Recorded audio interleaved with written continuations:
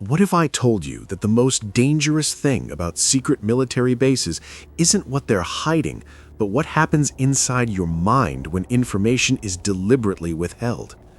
Right now, as you listen to these words, there are installations around the world operating under classifications so high that even government officials with top security clearances can't access certain compartments. But here's what most people miss. The secrecy itself is a weapon, and you are the target. Tonight, we're not going to talk about what might be stored at Area 51 or whether alien bodies rest beneath Wright-Patterson Air Force Base. Instead, we're going to explore something far more unsettling: the deliberate architecture of ignorance. How military and intelligence agencies use secrecy not just to protect information, but to manipulate perception, control narratives, and weaponize your own curiosity against you. We're going to examine the psychological warfare that happens when governments decide that you don't get to know what's happening in your own skies. By the end of this exploration, you'll understand why some secrets are designed never to be revealed, why witnesses are silenced using techniques borrowed from psychological operations, and how the absence of information can be more powerful than any lie. You'll learn to recognize the patterns that separate genuine classification from deliberate deception. And most importantly, you'll discover why the question isn't what they're hiding, but why they need you to keep wondering. Let's begin with a fundamental truth about how modern secrecy actually works. When most people imagine classified programs, they picture a general or intelligence director who knows everything, keeping secrets from the public. But that's not how it functions at all. The real architecture of military secrecy is built on something called compartmentalization, and it's far more sophisticated and psychologically manipulative than simple classification levels. Compartmentalization means that knowledge is broken into tiny fragments, scattered across hundreds of individuals who each know only their specific piece. An engineer working on propulsion systems at a classified facility might spend 20 years perfecting a component without ever knowing what vehicle it powers or what mission it serves. The radar technician monitoring airspace never speaks to the recovery team. The analysis team studying materials never meets the pilots who encountered them. Each person exists in a carefully constructed bubble of partial knowledge, and the walls of that bubble are maintained not just by regulations, but by psychological conditioning.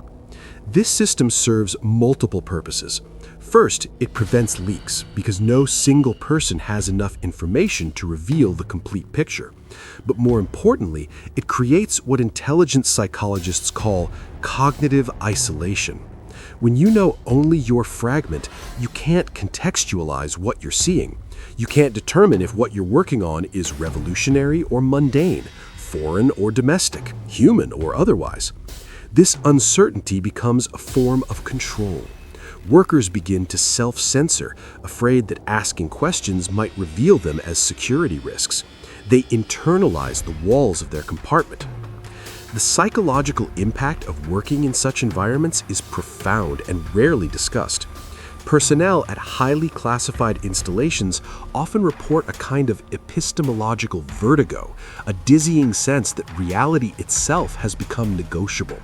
When you're told that your work is classified at levels so high they don't have public names, when you're required to sign documents acknowledging that disclosure would result in decades of imprisonment, your relationship with truth fundamentally changes. You begin to question not just what you can say, but what you're even allowed to think. Consider the workers who were bused daily to Area 51 during the U-2 and A-12 programs. They lived normal lives in Las Vegas, kissed their families goodbye each morning, and boarded unmarked planes that took them to a place that officially didn't exist. At work, they couldn't discuss their projects with colleagues in adjacent buildings. When they returned home, they couldn't tell their spouses where they'd been or what they'd done. Some marriages collapsed under the weight of these enforced silences. The secrecy didn't just protect technology. It restructured human relationships, creating islands of isolated knowledge in a sea of deliberate ignorance. But here's where it gets truly manipulative. The compartmentalization system is designed to make witnesses doubt their own perceptions. If you're a radar operator and you track something that moves in ways that violate known physics, but you're prohibited from discussing it with anyone, including other radar operators, you have no way to verify your experience. Did you really see what you think you saw? Was it a malfunction, a test you weren't briefed on? Without the ability to compare notes, without access to the broader context, your certainty erodes. This isn't an accidental side effect, it's an engineered feature. Intelligence agencies understand that human beings are social validators of reality. We determine what's real largely through consensus with others. When that consensus is systematically denied, when you're isolated with your observations and prohibited from seeking confirmation, your grip on certainty weakens. Some personnel report that they began to feel as though they were living in two separate realities: the classified world, where impossible things were routine, and the normal world, where such things were dismissed as fantasy. The cognitive dissonance became unbearable for some, leading to psychological breakdowns, substance abuse, or simply a kind of emotional numbing where they stopped trusting their own judgment entirely. This is the first layer of the architecture. Break knowledge into fragments, isolate the fragments, and let human psychology do the rest. But there are deeper levels to explore. Now we need to talk about something that most people find difficult to accept. Governments don't just hide information, they actively manufacture false information designed to make the truth harder to find. This isn't conspiracy theory, it's documented historical fact, practiced by intelligence agencies for decades, refined to a psychological science. The case of Paul Benewitz and the Dulce base narrative provides one of the clearest examples of how this works. Benewitz was an electronics engineer who, in the late 1970s, began intercepting unusual communications near Kirtland Air Force Base. He was skilled, methodical, and genuinely concerned about what he was detecting. He believed he had stumbled onto evidence of something extraordinary, and he did what any responsible citizen would do. He reported it to the Air Force Office of Special Investigations. What happened next should disturb anyone who values truth. Instead of simply telling Benewitz to stop, instead of threatening him or confiscating his equipment, Air Force intelligence officers decided to feed him false information. They provided him with fabricated documents, fake photographs, and elaborate narratives about underground bases, alien-human cooperation, and secret technologies. They didn't do this to inform him. They did it to destroy his credibility and his sanity. Over months and years, agents working for the Air Force carefully constructed an alternate reality for Benewitz. They confirmed his suspicions in some areas while redirecting his attention toward completely fictitious scenarios in others. They encouraged him to believe in increasingly elaborate conspiracies, knowing that when he shared these beliefs publicly, he would sound unhinged. And it worked. Benewitz's mental health deteriorated rapidly. He was eventually hospitalized, his reputation destroyed, his research discredited. The real classified programs he had inadvertently detected remained protected, hidden behind a smokescreen of disinformation so thick that anyone investigating the area would encounter his discredited theories first. This is what intelligence professionals call poisoning the well. You don't just hide the truth, you surround it with such a dense cloud of false information that anyone who gets close to the truth becomes associated with the falsehoods. Researchers who later tried to investigate legitimate, unusual activity near Kirtland or in the surrounding areas had to wade through the entire Dulce mythology that Benewitz had been fed. The real incidents became inseparable from the manufactured nonsense, and both were dismissed together. This technique isn't unique to Benewitz. It's standard operating procedure in what intelligence agencies call perception management. When you can't stop information from spreading, you corrupt it. You introduce false details, absurd elements, and contradictory testimonies. You create confusion not to hide a specific secret, but to make the entire subject unreliable. Anyone researching the topic drowns in contradictions. Witnesses contradict each other.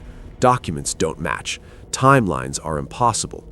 The truth is in there somewhere, but it's been deliberately rendered indistinguishable from fiction. Consider how this is played out across decades of unidentified aerial phenomena research. Legitimate military encounters with unknown craft are documented in official records. Pilots with impeccable credentials report objects performing impossible maneuvers. Radar operators track things that shouldn't exist. But surrounding every genuine case are dozens of hoaxes, misidentifications, and outright fabrications. Some of these are natural. People see things they don't understand and report them honestly. But others are deliberately introduced by intelligence operatives specifically to create noise in the signal. The Men in Black phenomenon provides another layer of this operation. When credible witnesses report sightings, they're sometimes visited by individuals who present themselves ambiguously. Sometimes these visitors appear to be government agents. Sometimes their behavior is so strange that witnesses question whether they're even human. What's the purpose of such visits? On the surface, it looks like intimidation, but the psychological effect goes deeper. The visits themselves become part of the mythology, adding another layer of strangeness to what might have been a straightforward sighting. The witness's story transforms from "I saw an unusual aircraft" to "I saw an unusual aircraft and then strange men visited me and warned me not to talk." The second version sounds far less credible, even though both parts might be completely true. This is psychological warfare operating at an extremely sophisticated level. You take genuine phenomena, surround them with false narratives, introduce elements that sound absurd, and let human psychology do the filtering. Most people, when confronted with a story that contains both credible and incredible elements, dismiss the entire account rather than trying to separate truth from fiction. It's cognitively easier to reject everything than to carefully analyze what parts might be real. Intelligent psychologists understand this perfectly. They've studied how human beings assess credibility, how we process conflicting information, how we make judgments about what's real. And they use that knowledge to protect secrets, not by hiding them, but by making them invisible in plain sight, camouflaged by absurdity. The most effective secrets aren't the ones locked in vaults. They're the ones that live in the space between confirmed truth and obvious fiction, forever ambiguous, forever deniable. Think about how this applies to the UFO phenomenon more broadly. For 70 years, the subject has been associated with conspiracy theories, fringe beliefs, and unreliable witnesses. That association wasn't accidental. It was cultivated through careful media management, selective declassification, and the deliberate amplification of the most outlandish claims. When serious researchers tried to examine the subject scientifically, they found themselves lumped in with true believers and fantasists. The subject itself had been poisoned, making genuine investigation professionally hazardous for scientists, journalists, and military officers who might otherwise have pursued the truth. Only recently, with the acknowledgement by the Pentagon of numerous encounters with unidentified aerial phenomena, has this begun to change. But even now, notice how carefully the language is controlled. They're not UFOs anymore, they're UAPs. They're not alien craft, they're unidentified aerial phenomena. The framing remains carefully managed, designed to allow official acknowledgement while maintaining plausible deniability about what's actually being encountered. The disinformation apparatus doesn't shut down. It evolves, adapting its techniques to maintain control over the narrative even as some information is released. The question you should be asking isn't just what they're hiding, it's why they're hiding it this way, using techniques designed to make you doubt not just their story, but your ability to determine what's true at all. Let's talk about what happens to people who see too much. Not the dramatic scenarios of disappeared witnesses or mysterious deaths, though those stories exist. I'm talking about the systematic, bureaucratic dismantling of credibility that happens to military and civilian witnesses who report encounters with unexplained phenomena. This is where the psychology of secrecy becomes personal, targeted, and devastatingly effective. When a military pilot encounters an unknown craft and reports it through proper channels, a specific protocol activates. It's not always the same procedure, and it varies by service branch and time period, but the pattern is consistent enough to be recognizable. First comes the debriefing, which sounds official and supportive. Officers take detailed statements. Everything is documented. The witness is thanked for their professionalism and told the report will be investigated. Then nothing happens. Weeks pass. No follow-up questions, no investigation results, no confirmation that the report was even filed. When the witness inquires, they're told it's being handled at a higher level, or that it's been classified, or simply that there's nothing more to discuss. The message is clear without being explicit. Move on, forget about it, don't bring it up again. But if the witness persists, if they talk to colleagues or try to file additional reports, the response escalates. Not dramatically, there are no threats, no intimidation in the Hollywood sense. Instead, there are subtle indicators that continuing down this path will damage their career. Their next performance review might note that they showed poor judgment in a certain situation. They might be reassigned to less prestigious duty. Training opportunities they expected might not materialize. None of this is ever explicitly connected to their report. It's all plausibly deniable, but the witness understands the message perfectly. This technique relies on a deep understanding of military psychology. Service members are trained to follow orders, respect chain of command, and prioritize the mission over personal concerns. They're conditioned to accept that some things are above their pay grade, that operational security sometimes requires them not to know certain information. This conditioning makes them particularly vulnerable to implied rather than explicit threats. You don't have to tell a pilot outright that discussing their sighting will end their career. You just have to create an atmosphere where they understand that's the consequence, and their own military training will do the rest.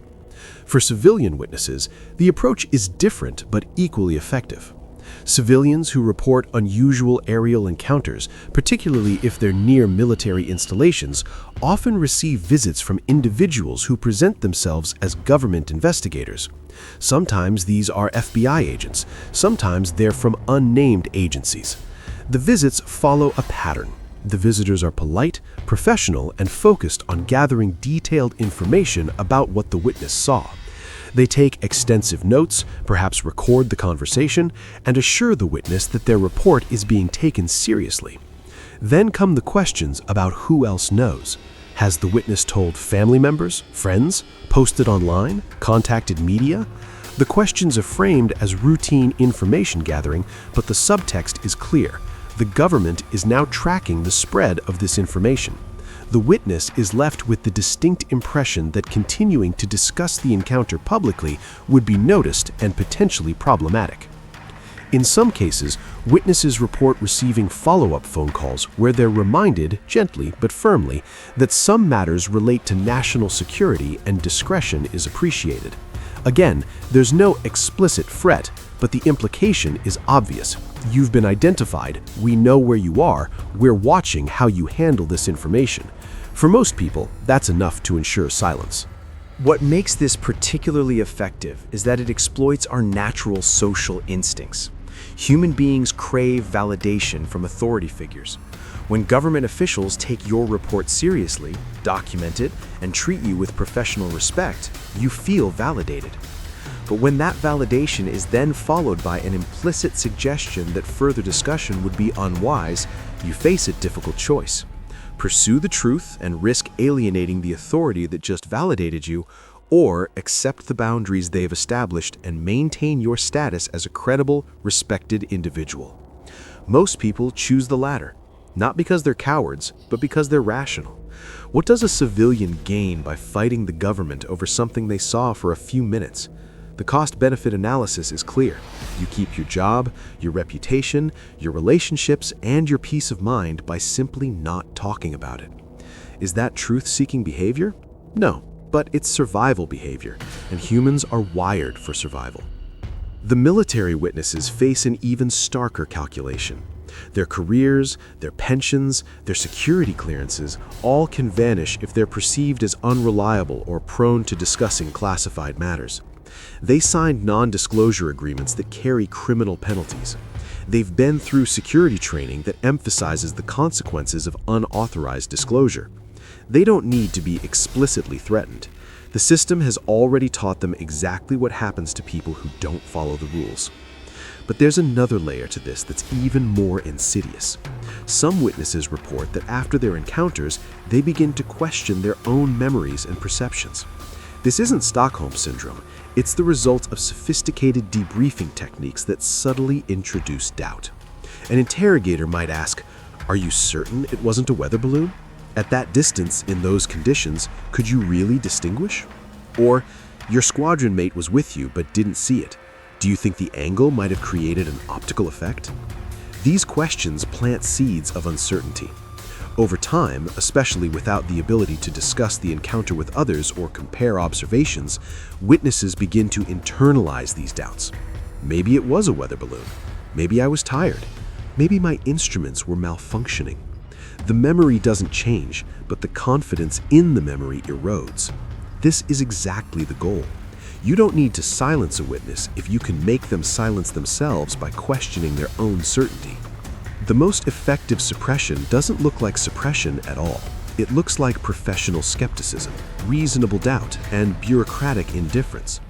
The witness ends up feeling isolated, questioning their judgment, and ultimately deciding that the personal cost of pursuing the matter exceeds any possible benefit. They don't forget what they saw, but they stop talking about it.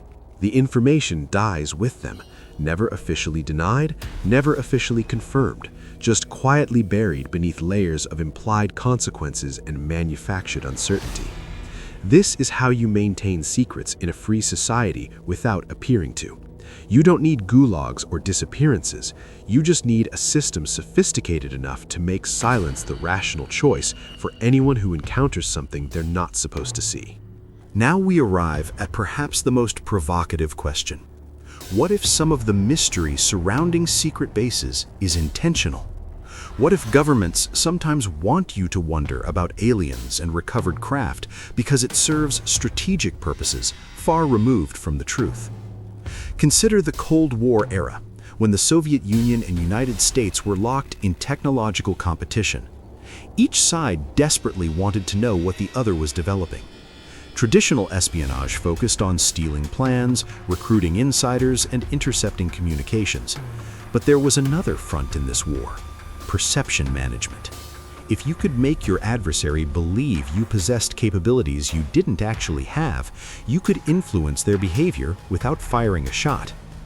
Secret bases like Area 51 served obvious purposes, testing advanced aircraft away from Soviet satellites and spies. But they also served a subtler purpose.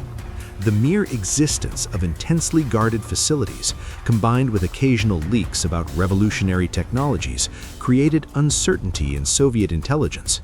What were the Americans developing in Nevada? What capabilities did those mysterious aircraft possess? Soviet analysts had to assume worst-case scenarios, leading them to allocate resources to counter threats that might not even exist. The genius of this approach is that you never have to prove anything. You just have to maintain an aura of having secrets worth keeping. The UFO narrative that grew around Area 51 and similar facilities was, from this perspective, strategically useful. If Soviet intelligence officers intercepted reports about flying saucers and alien technology, they faced a dilemma: dismiss it as American disinformation, or consider that the Americans might have access to revolutionary propulsion systems. Either way, they couldn't be certain, and uncertainty in intelligence is often worse than confirmed bad news. This becomes even more complex when you consider that both superpowers likely played this game simultaneously. Soviet facilities like Kapustin Yar developed their own mystique. Was the USSR reverse engineering recovered craft? Did they have breakthroughs in propulsion or materials science? American intelligence couldn't know for certain, just as the Soviets couldn't be certain about American capabilities. Both sides benefited from maintaining ambiguity around their most secret programs. But the strategic value extends beyond Cold War dynamics. In the modern era, with multiple nations competing for technological superiority, the perception of advanced capabilities can be as valuable as the capabilities themselves. If potential adversaries believe you might possess exotic technologies, whether derived from breakthroughs in physics or from hypothetical recovered craft, they must factor that into their strategic calculations. They can't risk assuming you don't have such capabilities if the cost of being wrong is strategic disadvantage. This creates a peculiar situation where governments might have incentives to neither confirm nor deny the wildest speculations about what they're developing at secret installations. Confirmation would require revelation of actual capabilities, which defeats the purpose of secrecy. But strong denial might signal to adversaries that the programs don't exist, eliminating the strategic uncertainty. The optimal position is ambiguous silence, punctuated by occasional leaks that could be true, false, or deliberately misleading. Consider how this plays out in the public sphere. When military personnel report encounters with craft performing impossible maneuvers, and the Pentagon acknowledges those reports without explaining what the craft were, multiple strategic purposes are served simultaneously. To the public, it suggests there are phenomena the government can't fully explain or control, which is unsettling but maintains a certain mystique around military capabilities. To potential adversaries, it raises questions about whether those craft were American next-generation platforms, foreign reconnaissance, or something else entirely. To allies, it demonstrates transparency while revealing nothing substantive. Each audience interprets the ambiguity differently, and each interpretation serves strategic interests. This is why the question of what's really at these secret bases might be less important than the question of what various parties need others to believe about them. The actual programs could be entirely conventional, cutting-edge human technology decades ahead of public knowledge.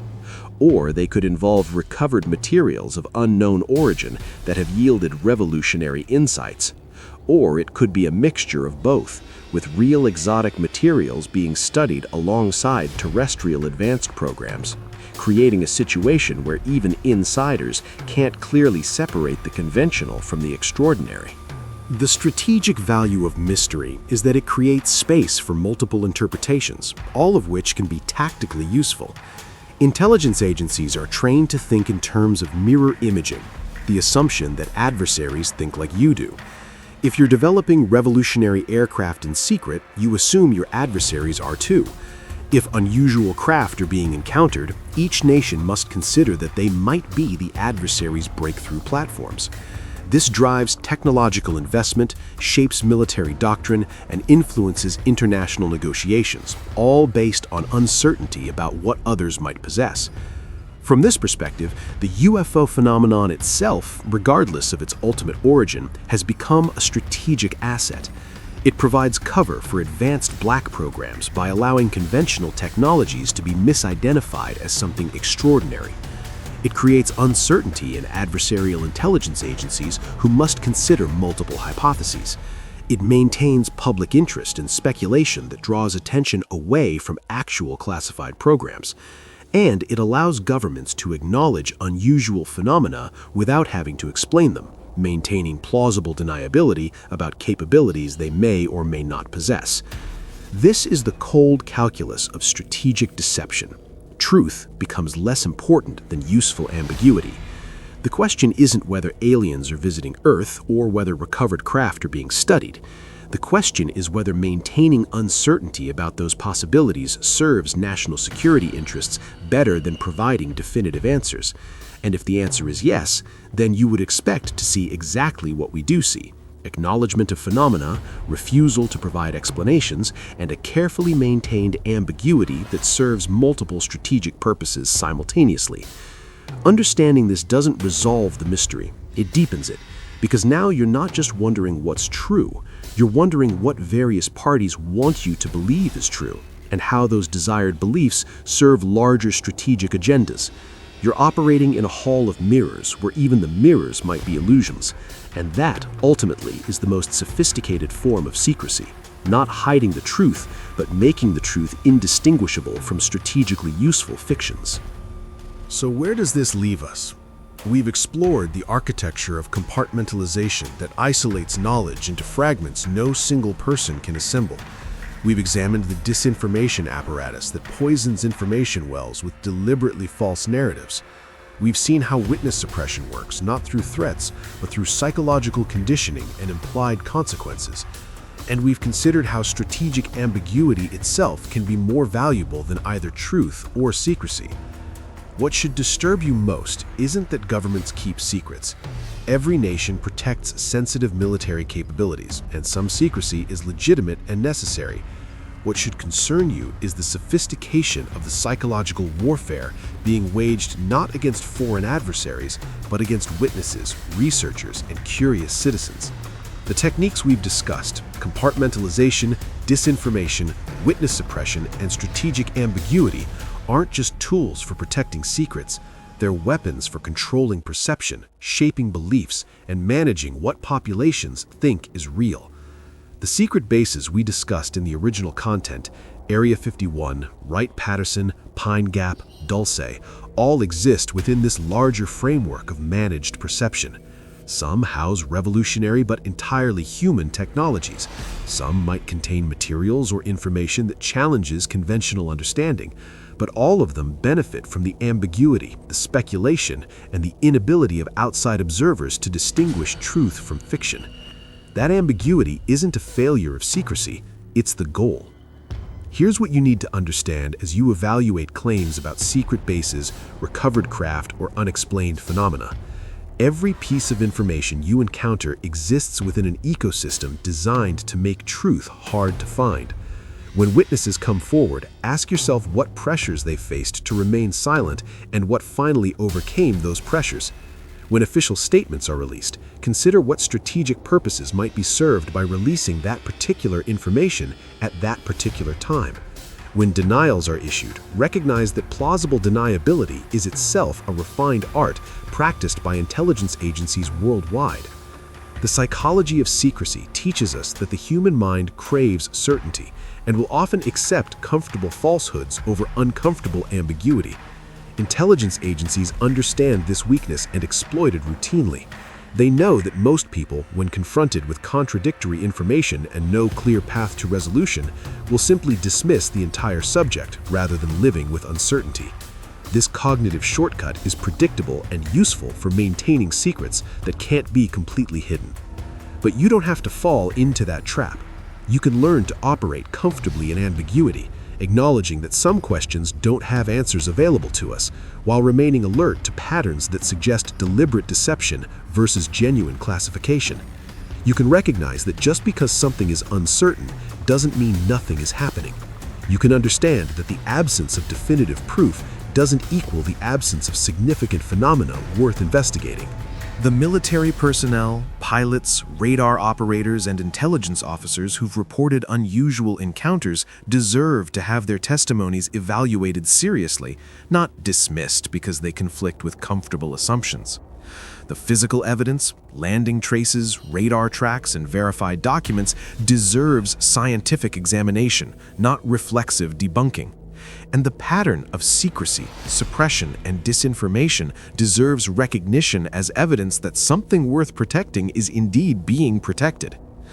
What that something is remains the question, but after exploring how secrecy actually works, you're now equipped to think about it more clearly. You understand that the secret isn't necessarily what you've been told to wonder about.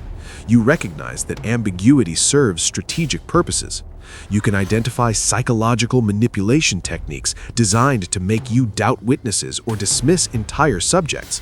And you know that the architecture of secrecy is designed not just to hide information, but to control how you think about the hidden.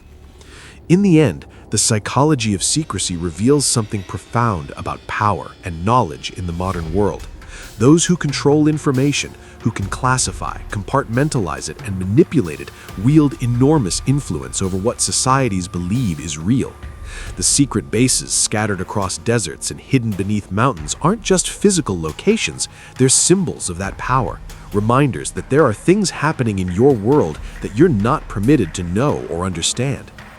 The question you're left with isn't what they're hiding at these bases.